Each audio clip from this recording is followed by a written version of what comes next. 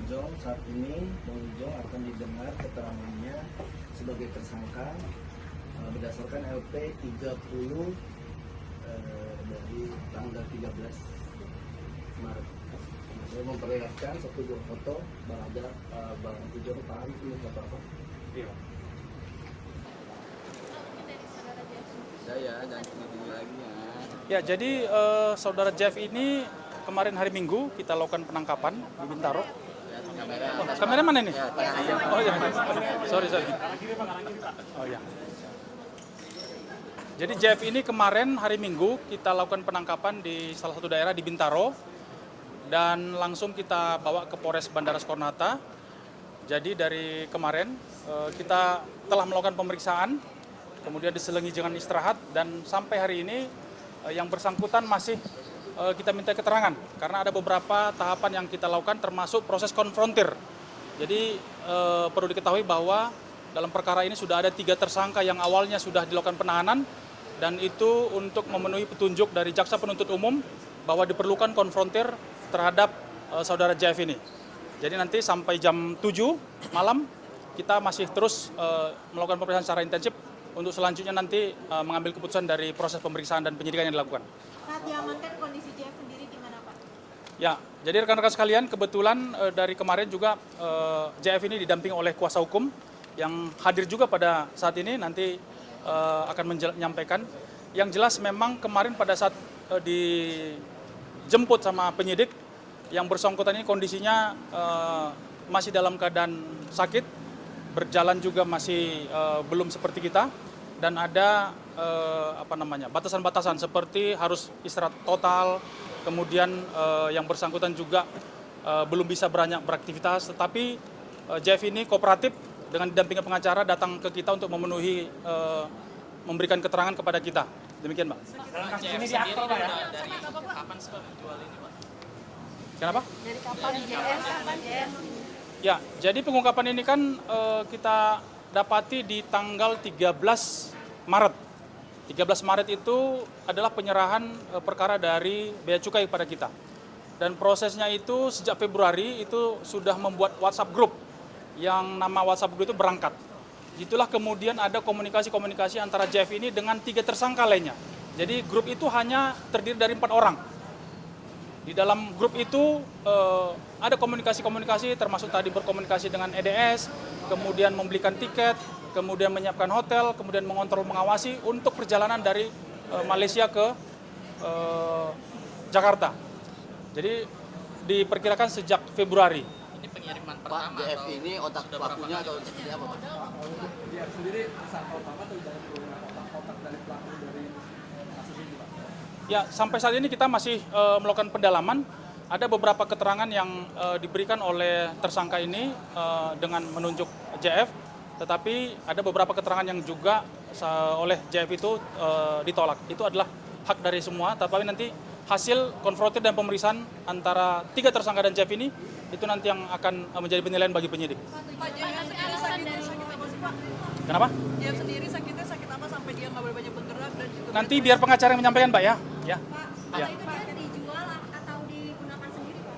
Dari keterangan dan komunikasi yang kita dapat, jadi berdasarkan kita juga sudah meminta untuk melihat transaksinya, jadi memang ada proses pendistribusian, memindahkan atau mengedarkan kepada orang lain. Kenapa? Ada di kalangan selebriti juga diedarkan? Saya tidak tahu, tapi masih kita dalami. Tapi disamarkan dengan bungkus pot dari ini ya, Pak, dari Indonesia sendiri, Pak. Kalau bungkusnya kan itu, yang cartridge untuk vape itu. Nah, kalau kemarin tadi, Pak, Ini kan gabungan dari 881 limpahan tadi itu, 881.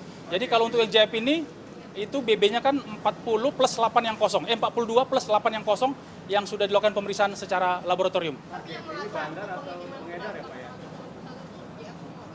Ya, jadi dalam undang-undang kesehatan itu beda sama undang-undang narkotika ya. Di situ kan ada kelompok kategori-kategori, pemakai, pengedar, kurir. Kalau di dalam undang-undang kesehatan itu memang unsurnya itu adalah memproduksi dan mendistribusikan. Ya, jadi setiap orang dilarang untuk mendistribusikan obat keras. Kira-kira gitu, Mbak. Pak Jeff sendiri berarti mengetahui bahwa ada kandungan obat keras di dalam cartridge yang dia kirim ke sini. Itu masih kita dalami. Tapi yang seharusnya etomedet itu memang di Indonesia masih tergolong baru ya. Tapi di beberapa negara kan kayak di Malaysia itu memang sudah ada larangan-larangan. Bahkan di beberapa negara yang saya dapat informasi itu memang sudah masuk kategori dalam narkotika. Kalau di kita masih undang-undang kesehatan. Masih undang kesehatan.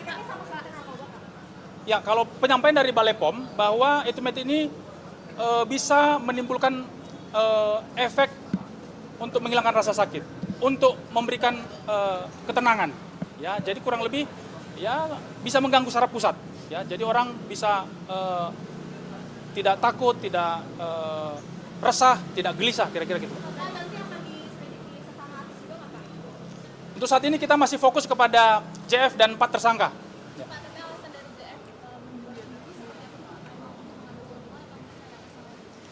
Dari hasil keterangan memang satu pouch ini kan dijual atau dibeli di sana itu kurang lebih antara 1 sampai 1,3 juta.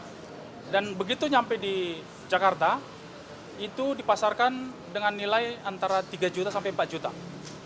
Ririn juga ikut dicek juga karena kekasihnya, karena infonya Ririn juga ikut pesen order vape yang dibawa Ijo. Oh, belum. Kita masih fokus kepada 3 tersangka dan JF ya. Jadi kita belum ada pengembangan kepada yang lain. Ya, kita masih fokus kepada tersangka JF dan 3 tersangka lain. Sedang istirahat di rumah karena memang yang bersangkutan baru selesai menjalani operasi. Pak, tapi ada transaksi, betul transaksi nggak Pak, dari misalkan gadget yang dari para tersangka gitu? Ada sudah. Ke orang lain atau masih ke 4 tersangka? Jadi proses pembelian tiket, proses pembelian hotel, terus upah dan honor itu terlihat di grup itu. Pak, kurirnya sendiri masukkan ke Jakarta ini dengan cara apa? Jadi dari keterangan mereka masuk bawa dari hand carry, ada yang sebagian di bagasi, kemudian melewati pos bea cukai.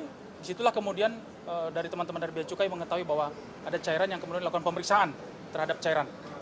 Oke. Pasal yang disangkakan dan ancamannya, Pak.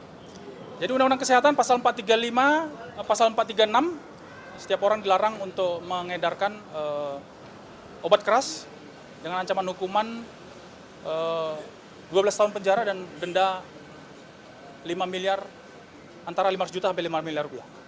Cukup ya Mbak ya semuanya ya. Terima kasih. Udah ya. Apakah ada penangguhan dari saudara Ijo? Belum, Pak? kita masih fokus kepada proses pemeriksaan ya Mbak ya. Ya, karena kita juga masih intensif melakukan pemeriksaan yang bersangkutan. Ya, mungkin nanti hal-hal yang lain berkaitan dengan sakitnya apa segala macam, sudah hadir pengacara yang bersangkutan, mungkin nanti bisa akan ditanyakan kepada yang bersangkutan. Ada edes dari mana? Dari dalam. Masih dalam kita pedalami, masih kita dalami. Oke, sudah cukup ya teman-teman media ya. Oke, Mbak. Oke ya. Hah?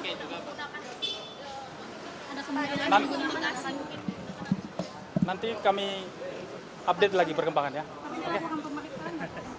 Udah ya. Iya. Semuanya ya. Masih diperiksa Mbak. Oke, terima kasih ya. Semuanya. Makasih ya teman-teman media ya semua.